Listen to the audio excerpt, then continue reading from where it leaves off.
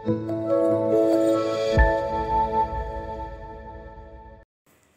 Wajiran Pirata di Anak 51 Purwakarta Pitlovis 104.9 FM.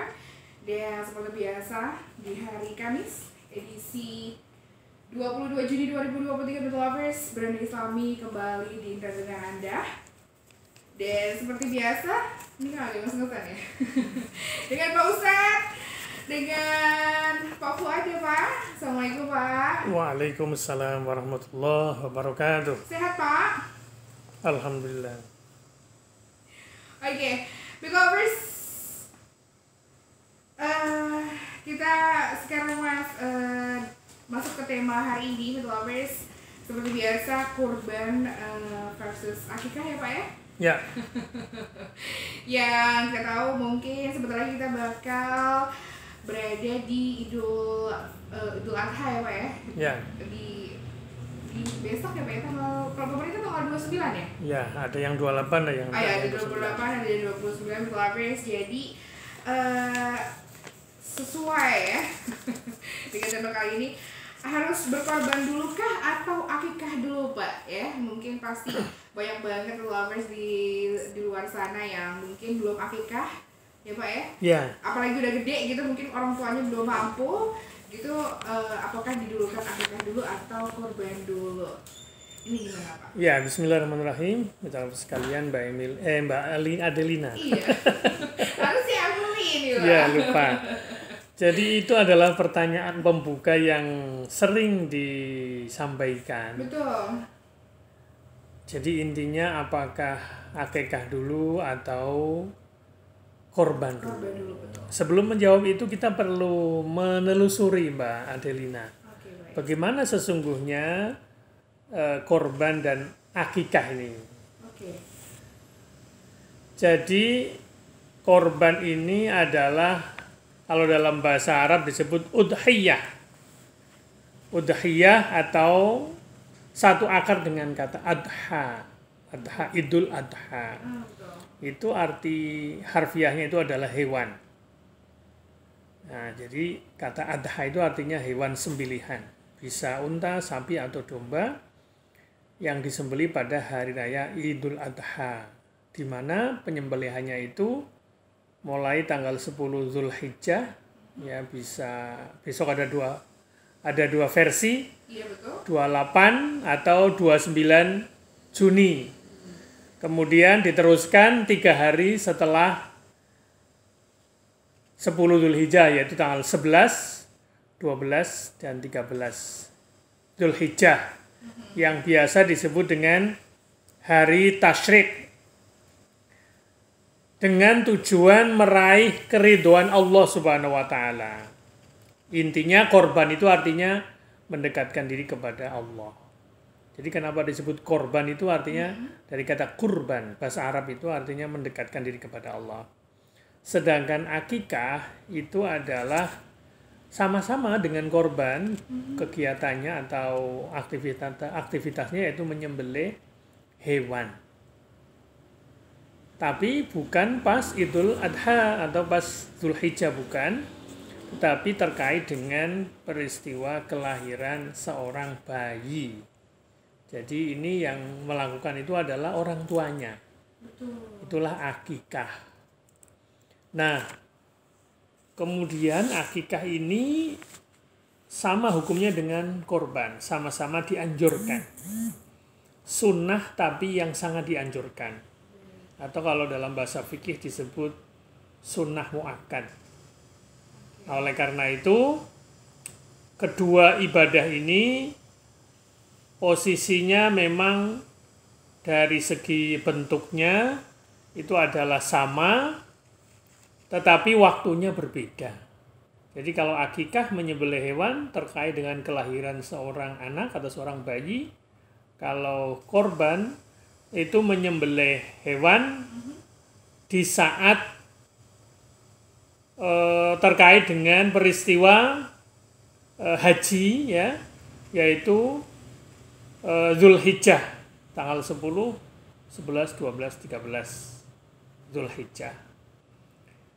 Nah, kemudian kalau korban itu dianjurkan, sangat dianjurkan maksudnya untuk mereka-mereka yang mampu setiap tahun. Setiap tahun itu dianjurkan kalau yang pas lagi punya duit untuk menyembelih hewan korban. Atas namanya pribadi, tetapi bisa juga mewakili keluarga. Jadi korban itu, misalnya keluarganya Adel nih mau korban besok, itu cukup satu saja. Kalau mampunya satu rumah itu sudah cukup ya. Tidak harus satu-satu. Kecuali kalau mampu ya lebih bagus satu-satu gitu. Jadi tiap tahun itu korban. Kalau akikah itu adalah sekali seumur hidup. Ya, itu bagi orang tua yang punya anak atau punya bayi. Ketika dia punya anak itu, setelah lahir anaknya, dia punya kemampuan, itu dianjurkan untuk melakukan akikah.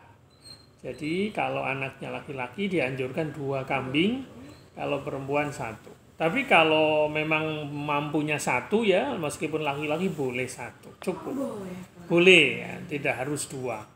Tapi kalau lebih bagus ya laki-laki 2 sesuai dengan anjuran syariat. Kira-kira begitu. Jadi itulah perbedaannya. Nah kemudian dengan pertanyaan Adel tadi, kira-kira kalau misalnya seorang Adel nih misalnya sudah segede ini, sudah seusia berapa misalnya, sudah dewasa begini, waktu kecil belum diakikahi sama orang tua. Bagaimana? Apakah korban dulu atau akikah dulu? Kalau memang niatnya mau sekarang nih misalnya mampunya ini menjelang Idul Adha dan nanti kemungkinan punya kemampuan lagi di luar Idul Adha, ya korban dulu nggak apa-apa. Tapi kan itu atas nama keluarga. Ya, atas nama keluarga, misalnya punya ibu, punya bapak, itu cukup 1 mewakili keluarga. Jadi yang disebut tidak harus adelnya, disebut misalnya bapaknya adel atau ibunya, itu nanti yang lain ikut kebagian. Nah khusus akikah itu adalah khusus untuk adel. Betul nggak sih Pak kalau seandainya pada saat masih kecil yang udah sebesar ini belum akikah, itu jatuhnya kayak hutang? Akikah itu hutang? Sebenarnya begini, itu kata-katanya tergadai. Jadi setiap kelahiran itu tergadai dengan kecuali kalau sudah ditebus dengan akikah. Itu bukan berarti dimaknai kalau tidak akikah itu kemudian berdosa, tidak. Intinya sangat dianjurkan jika sampai dewasa, waktu kecil dulu, waktu lahir itu orang tuanya belum mengakikahi karena belum mampu. Sementara kita sudah dewasa ya sebaiknya kita. Jadi nggak usah minta orang tua, kita sendiri yang mengakikahi diri sendiri. Jadi sudah berpindah karena kita sudah dewasa, sudah mampu berpindah ke kita, keutamaannya maksudnya. Tetap itu hukumnya sunnah muakkad. Sunnah muakkad. Sayang kalau tidak akikah gitu. Memang kesannya wah itu kayak menjadi kewajiban gitu. Iya.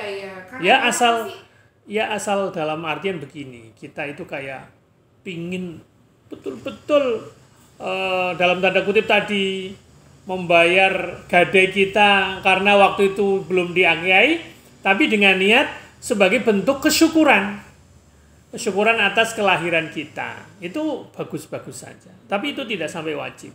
Jadi tetap hukumnya sunnah muakkad. Cuma kesunahannya itu berpindah bukan dari orang tua lagi karena kita sudah dewasa, ya ke kita sendiri untuk mengakikahi diri kita sendiri. Ada yang kalau di desa itu biasanya ini tetap orang tuanya, kalau di desa biasanya kalau dia sudah mau nikah atau pas khitanan kayak gitu, tapi tetap orang tuanya. Tapi kalau bagi yang sudah lewat ya mungkin sudah dewasa dan dia mampu, orang tuanya juga kurang mampu, ya kita sendiri saja. Nggak apa-apa ya, anak yang bersangkutan itu meskipun sudah gede. Iya betul. Ada juga begitu soalnya. Iya. Belum di akikah pada sekecil, gedenya baru. Iya, akikah sendiri boleh itu. Bagus itu karena akikah itu sebenarnya lebih kepada bentuk kesyukuran kita orang tua atas kelahiran anak dengan cara membagi daging sembelihan ya. Biasanya kambing ini ya, kambing disembelih, kemudian dimasak. Itu akikah. Oke. Kalau ibadah korban besok itu masih mentah. Oh iya betul. Ya, masih mentah kan? Iya, Kalau betul, akikah, betul. kalau akikah itu sebaiknya dimasak yang manis ya. Iya betul betul betul. Kemudian dibagi-bagikan ke tetangga. Intinya begitulah bedanya korban versus akikah. Jadi sama, yaitu sama-sama menyembelih hewan korban, tapi timingnya berbeda. Kalau akikah terkait dengan kelahiran seorang anak, dan itu disunahkan bagi orang tuanya, supaya anaknya ya mungkin lebih sukses gitu kan. Itu kan kayak bentuk pengharapan. Nah, dengan cara melahirkan rasa syukur dengan menyembelih hewan akikah atau kambing ya, kemudian dimasak, kemudian dibagi kepada tetangga. Itu dalam rangka mengikat hati, rasa syukur bareng. Oh itu Pak siapa misalnya, oh baru punya anak, ini akikahnya, mohon didoakan semoga anaknya menjadi anak yang soleh, atau kalau perempuan solihah. Nah, jadi begitu. Itu kayak semacam mengantarkan anak kepada sebuah kesuksesan dengan cara waktu lahir itu kita gembira, saking gembiranya menyembelih kambing untuk dibagikan kepada tetangga. Itulah esensi dari akikah. Sedangkan korban itu intinya adalah kita tetap bersyukur dalam pengertian sampai menjumpai bulan Idul Hijjah ini, kemudian meniru bagaimana Ibrahim melatih atau mengorbankan, siap mengorbankan anaknya ya, ketika diuji oleh Allah untuk menyembelih Ismail. Tapi tidak terjadi ya, setelah Ibrahim bersedia, ini keimanannya sudah terbukti, Ismail itu diganti dengan seekor domba. Jadi bukan menyembelih Ismail, bukan, itu diuji sebenarnya. Diuji, siap nggak menyembelih anaknya. Itu kan kayak ujian. Ibrahim karena ini yakin dari Allah, dia menyatakan siap dan menunjukkan keimanannya. Nah, Allah menerima korban Nabi Ibrahim dengan cara mengganti anaknya dengan domba. Kemudian domba itu dibagikan kepada yang membutuhkan. Itu terkait dengan Zulhijjah, ya, terkait dengan peristiwa ibadah haji dan terkait dengan keluarga Nabi Ibrahim sebagai teladan bagi kita. Nah, kita tentu saja dengan dengan menunaikan ibadah korban itu kita sedang menumbuhkan pengorbanan diri kita, bahwa apa yang kita miliki ini kadang-kadang diminta oleh Allah, maka kita harus siap kehilangan. Itulah semangat berkorban yang ditanamkan melalui ibadah, namanya ibadah korban.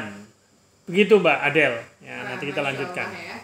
Ini sangat menarik untuk Lovers, jadi jangan kemana-mana, karena setelah satu kembang ini kita bakal balik lagi. Tetapi satu spot points lagi. Bahkan ada hadis yang menyatakan, jika kalian lupa sesuatu maka bersolawatlah kepadaku. Insya Allah dengan bersolawat itu kita hatinya akan selalu hidup. Ini dipahami dalam sebuah hadis, perumpamaan orang yang berzikir. Jadi solawat kan bagian dari zikir. Jadi perumpamaan orang yang berzikir dengan orang yang tidak berzikir itu adalah seperti orang yang masih hidup dengan orang yang mati. Dapatkan kecerahan jiwa dengan ilmu agama dan akhlak mulia. Berbagai kajian tentang permasalahan hidup dan masalah keseharian dari sudut pandang Islam akan Anda dapatkan di Beranda Islami. Setiap hari Kamis jam 4:30 sore hanya di Mitra FM Purwokerto. Muhasabah cinta. Kurban versus akikah, dan ada yang tanya nih Pak di 041. Oh boleh, silakan. 1009. Ada yang tanya dan Nani Pak dari mana tidak sebutkan nama, cuma dia tanya, Pak kalau seandainya pada saat kurban besok tapi niatnya akikah bisa atau enggak? Kayak gitu. Oke, terima kasih Nani ya yang mau bertanya itu. Ya tidak bisa, harus salah satu. Oke, harus salah satu. Kalau misalnya itu kita mampunya satu dulu, dan kemudian juga nanti keluarga kita juga ada yang mampu berkorban, ya nggak apa-apa. Jadi kita akikah sendiri. Oh, Nah, tapi pada nanti- saat korban gitu. Enggak, ya nggak apa-apa. Kalau sekedar waktu sih nggak masalah. Oke. Kan baik, itu baik. akikah Ini- yang tertunda Oh kan? iya betul. Akikah yang tertunda kan? Ah, Kalau kemudian dibersamakan dengan pas peristiwa korban, bagi-bagi, ah. bahkan dagingnya dibagi mentah ya nggak apa-apa. Oh, Tapi karena Anda belum akikah, itu jatuhnya akikah. Kalau itu atas nama Anda sendiri. iya betul. Tapi kalau misalnya keluarganya, misalnya kan juga mungkin mampu berkorban. Iya baik. Ya sudah, dua saja. Kalau atas nama keluarga misalnya siapa? Misalnya Anda masih punya keluarga korban. Anda karena belum akikah, tapi dibarengkan. Boleh. Oh boleh ya. Tapi kalau Tapi mampunya ya, satu, mampunya satu, ya akikah saja nggak apa-apa. Oke. Kecuali kalau gini, kayaknya akikah nanti habis Idul Adha kayaknya ada rezeki lagi lah. Nah, sekarang korban dulu, ya boleh. Tapi korban Anda itu bukan semata-mata atas nama sendiri. Kalau Anda masih punya keluarga, ya meskipun yang disebut nama Anda, tapi Anda keluarganya ikut terbawa. Meskipun cuma satu kambing atau 1/7 sapi ikut rombongan. Iya betul. Ya, jadi Tidak begitu. masalah, ya. Nggak ada masalah. Nah, nanti kalau kira-kira setelah Idul Adha punya kemampuan dan Anda yakin kayaknya bisa akikah, ya sudah, nanti besok korban dulu. Tapi itu bukan hanya untuk Anda. Kalau misalnya Anda punya anak misalnya, ya anak-anak ke bawah itu. Jadi korban itu begitu. Oh iya. Kecuali kalau misalnya punya anak 2, bapak sendiri, ibu sendiri. Berarti 4. Iya. 4 kambing. 4 kambing. Wah, ya itu lebih bagus. Iya, ini kan mampu ya. Mampu. Panci nggak mampu. Tapi kalau mampunya satu, anggota keluarga lain itu terbawa. Jadi nggak harus disebutkan gantian. Sekarang atas nama Adel, tahun depan atas nama ibu, tahun depan atas nama siapa lagi. Iya, kan Tidak harus begitu. Tidak harus begitu. Tidak harus begitu. Tapi begitu boleh nggak? Boleh. Ya, Oh. boleh. Ya. Tapi ada kesalahpahaman. Misalnya gini, dulu nenek saya waktu hidup belum korban. Sekarang kita korban atas nama nenek. Sebenarnya tidak harus begitu. Karena itu tidak wajib. Tidak wajib. Apalagi ketika hidup memang neneknya memang belum mampu. Ya, kan itu sunnah muakkad. Nah, menurut saya korban kita ya atas nama kita dan keluarga sekarang gitu. Kan neneknya otomatis terbawa. Kayak gitu. Jadi nggak harus disebut ini korban untuk atas nama nenek saya. Tidak harus begitu. Tapi kalau begitu boleh nggak? Boleh. Tapi yang hidup juga ke bawah. Gitu loh. Ini yang kesalahpahaman yang sering terjadi di masyarakat. Ya. Jadi pertanyaan yang tadi jawabannya seperti itu. Boleh, tapi ya kalau misalnya Anda mampunya satu, niatnya akikah, kemudian dibarengkan pas hari raya korban, ya boleh-boleh saja. Disembelih pas di rumah gitu, nggak harus diserahin ke panitia di masjid, nggak harus. Pokoknya nyembelih pas Idul Adha itu, ya nggak apa-apa. Diniati akikah, nggak apa-apa. Diniati korban, nggak apa-apa. Yang bagus lagi, diniati korban, habis itu akikah. Oh iya. Begitu Mbak Ya, jawaban ya, saya. Terima kasih yang udah gabung dan buat lovers yang mau tanya boleh di lovers di 011326151059 ya. Jadi gimana Pak selanjutnya? Ya, jadi mungkin kalau persoalan tadi pertanyaan boleh tidak boleh itu kadang-kadang debatable. Tidak hanya satu pendapat. Nah, tapi intinya apa yang sudah kita jelaskan tadi, perbedaan akikah dengan korban itu seperti itu ya. Jadi terkait dengan timingnya, meskipun sama-sama bersyukur ya, bersyukur dalam pengertian kita diberi kemampuan, maka kemudian kita berkorban ya di hari raya Idul Adha besok. Kemudian akikah bersyukur dalam rangka kita dianugerahi Allah yaitu seorang anak. Kita lahirkan rasa syukur kita dengan cara menyembelih hewan sembelihan yaitu kambing, kemudian dimasak, dibagi kepada tetangga. Itulah menurut saya secara umum garis besar perbedaan akikah versus korban. Nah, yang berikutnya lebih penting lagi itu sebenarnya adalah kenapa kok disebut korban ya? Padahal bahasa aslinya itu udhiyah atau adha. Nah, karena tadi bolehlah kita sebut kenapa muncul istilah korban. Itu sebenarnya memang itu dari bahasa Arab kurban, dari pakai kata qaf ya, pakai huruf qaf maksud saya.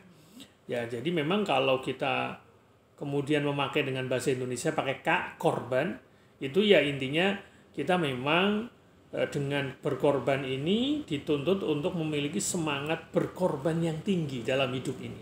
Kira-kira seperti itu.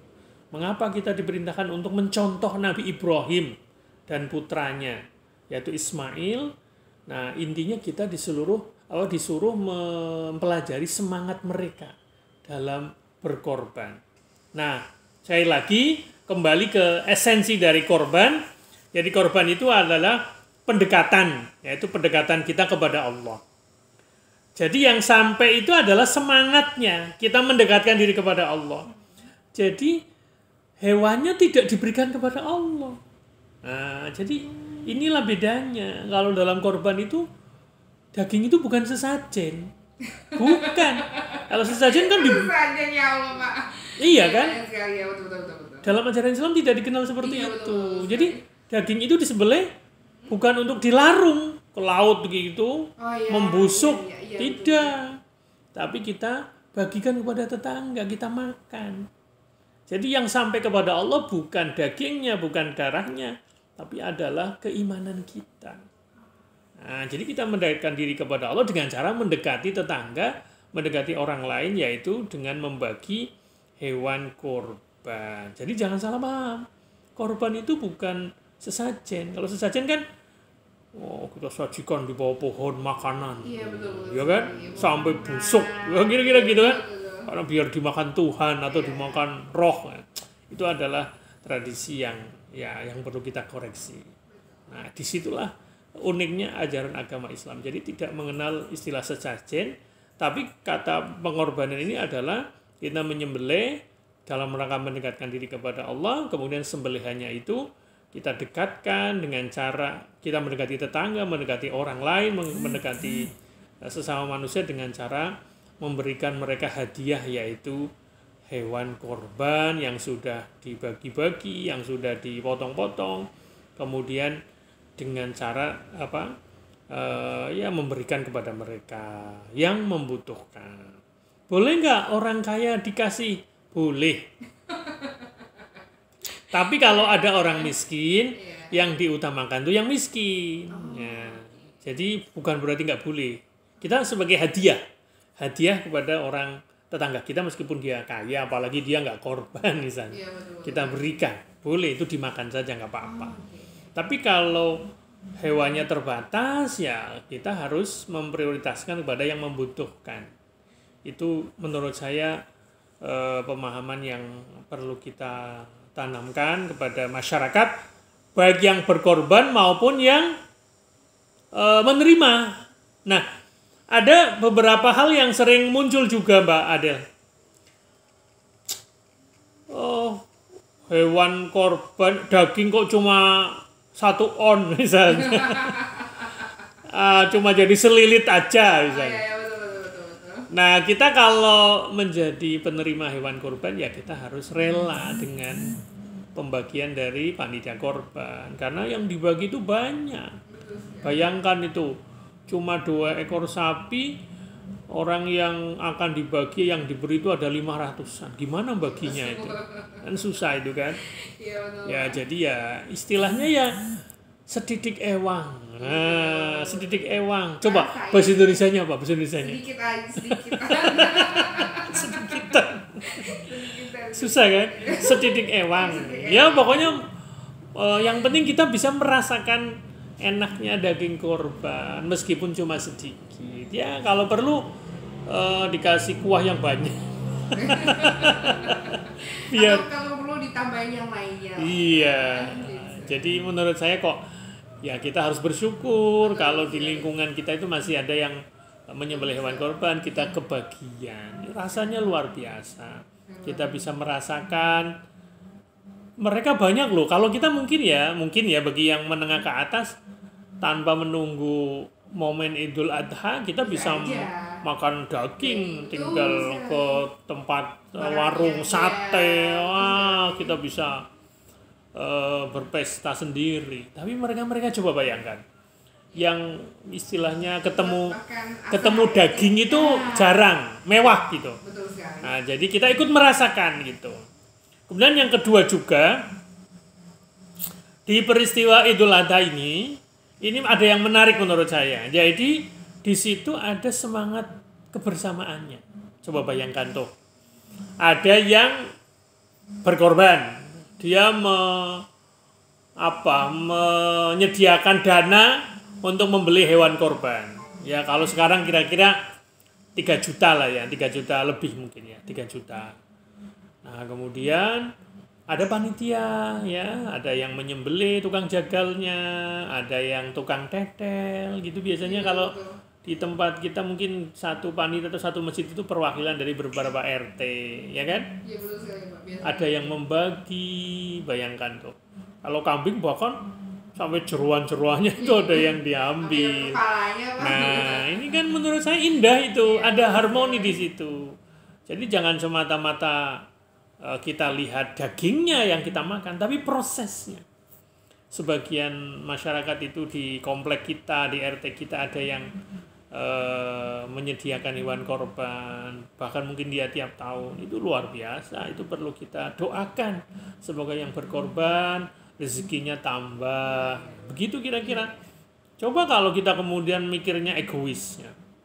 Nah kan, nggak boleh begitu. Karena saya pernah ditanya begitu. Oh gitu Pak. Masa dia orang kaya kok malah kok cuma segini.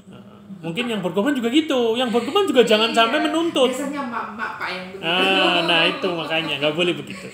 Kita harus mendorong supaya, ya tentu kalau ada masalah ya kita evaluasi supaya tahun depan pelaksanakan ibadah kurban itu lebih bagus, lebih merata, kalau bisa lebih banyak yang berkorban. Ya. Tapi kalaupun tersedikit ya tadi terbatas ya kita bagi sedikit ya sedikit lah.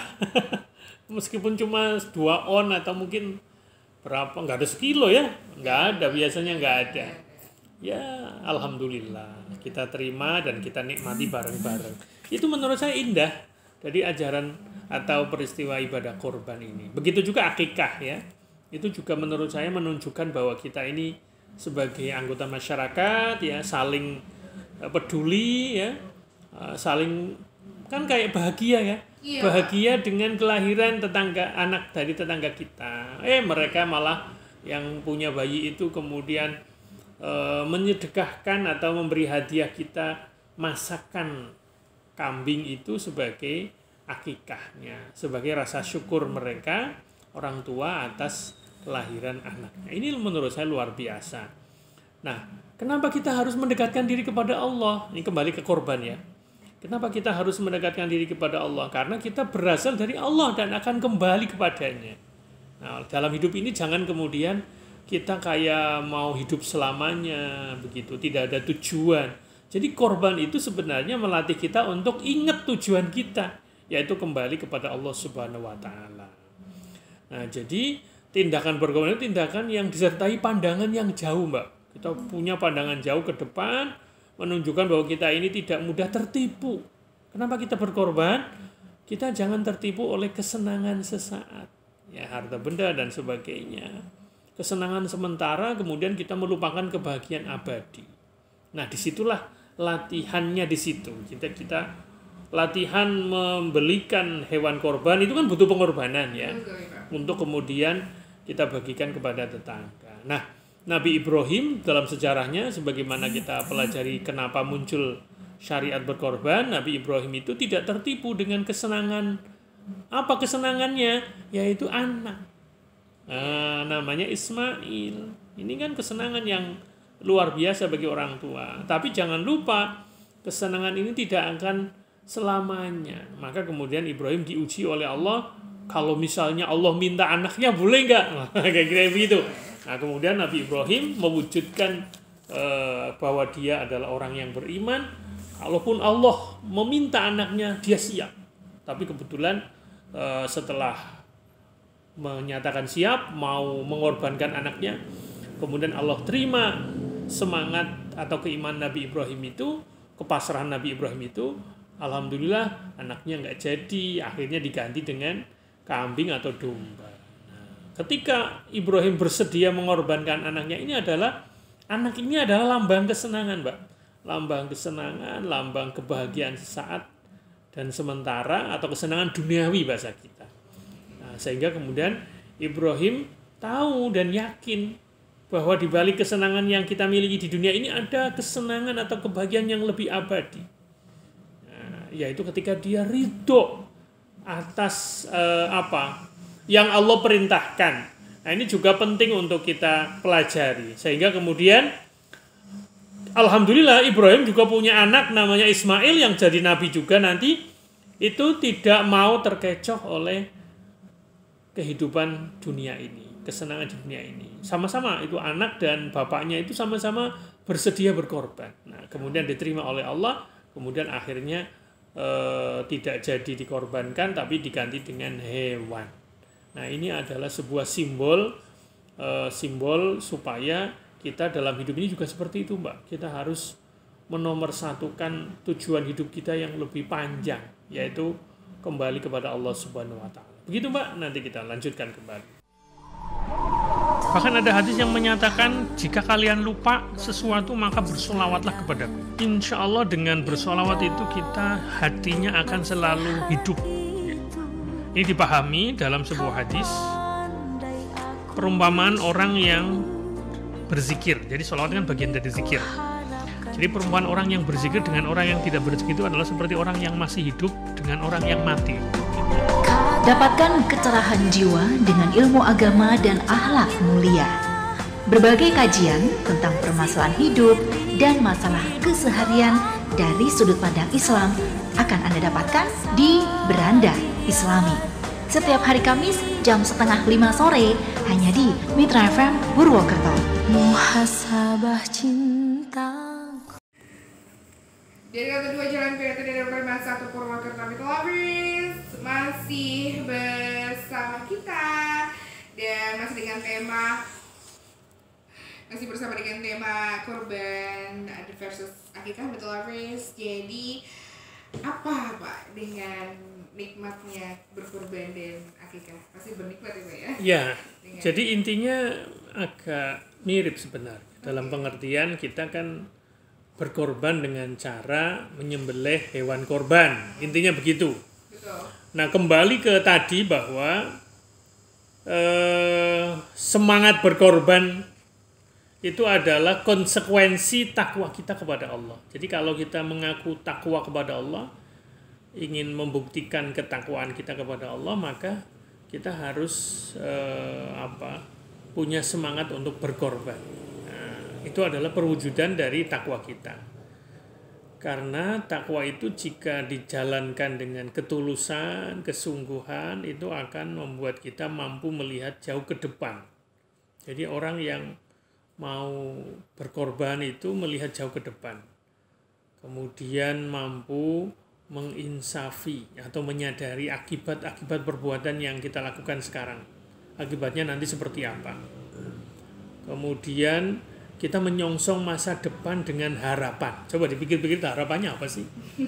Akikah, harapannya nanti anak saya, kayak gitu kan? Betul. Kan harapan berarti kan?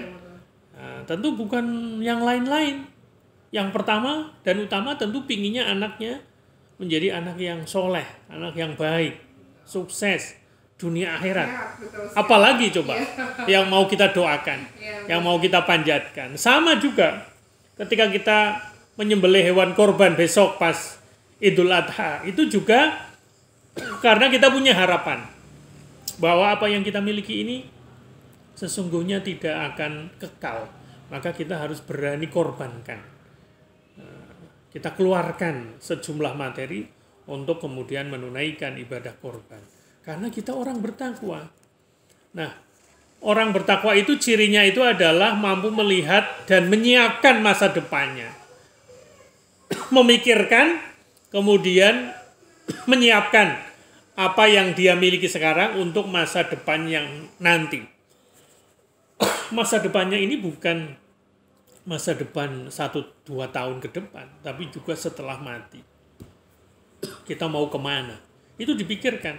Itulah kenapa kita kemudian dalam hidup ini kita harus punya semangat berkorban. Itulah ajaran pelajaran yang bisa kita ambil dari baik akikah maupun korban. Sama. Intinya kita mengeluarkan sejumlah materi untuk kemudian menyembelih hewan kurban atau hewan akikah, kemudian dibagi. Niatnya yaitu demi masa depan kita, demi masa depan anak kita. Nah, tentang terkait masa depan ini saya pikir kita perlu kutipkan ya firman Allah dalam surat Al-Hasyr 18. Ini sering dibaca biasanya terkait dengan tahun baru. Tapi menurut saya ini relevan. A'udzubillahi minasyaitonirrajim. Ya ayyuhalladzina amanu taqullaha wal tanzur nafsum ma qaddamat lighad wattaqullaha innallaha khabirum bima ta'malun. Wahai sekalian orang yang beriman, bertakwalah kamu sekalian kepada Allah, dan hendaknya setiap orang memperhatikan apa yang ia perbuat, apa yang ia persiapkan untuk hari esok. Bertakwalah kamu sekalian kepada Allah, sesungguhnya Allah mengetahui segala sesuatu yang kamu kerjakan. Bapak sekalian dan Mbak Adelina, firman Allah ini mengandung perintah Allah kepada kita untuk bertakwa. Dan dalam perintah takwa itu sekaligus kita diingatkan agar kita biasakan diri untuk menyiapkan masa depan. Maka ketakwaan seseorang itu dianggap kurang jika dia kurang mampu melihat masa depan hidupnya yang jauh. Masa yang setelah dia alami sekarang. Kalau dia ngerasa bahwa hidup hanya untuk di sini, hanya untuk di dunia ini, di tempat ini, ya, sekarang ini, ya, maka ini sesungguhnya menunjukkan dia itu tidak melihat jauh ke depan. Itu yang kadang-kadang menjadi penyakit kita. Kenapa kita disuruh latihan berkorban? Karena kita kadang-kadang terpesona oleh apa yang kita miliki di dunia ini, sehingga kemudian kita lupa dengan masa depan. Masa yang lebih panjang dari apa yang sekarang kita alami ini. Nah, itu kadang-kadang manusia itu sulit untuk menyadari, ya.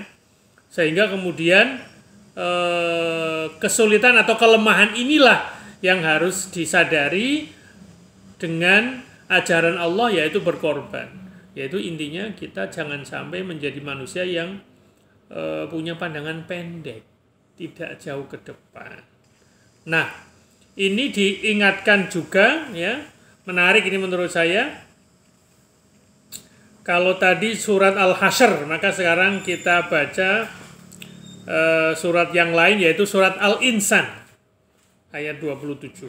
Ini menjadi menarik, kenapa kemudian kita disuruh latihan berkorban oleh Allah. Di surat Al-Insan itu Allah berfirman, a'udzubillahi minasyaitonirrajim, inna haula'i yuhibbunal ajilah wa yadharuna wara'ahum yauman tsaqila.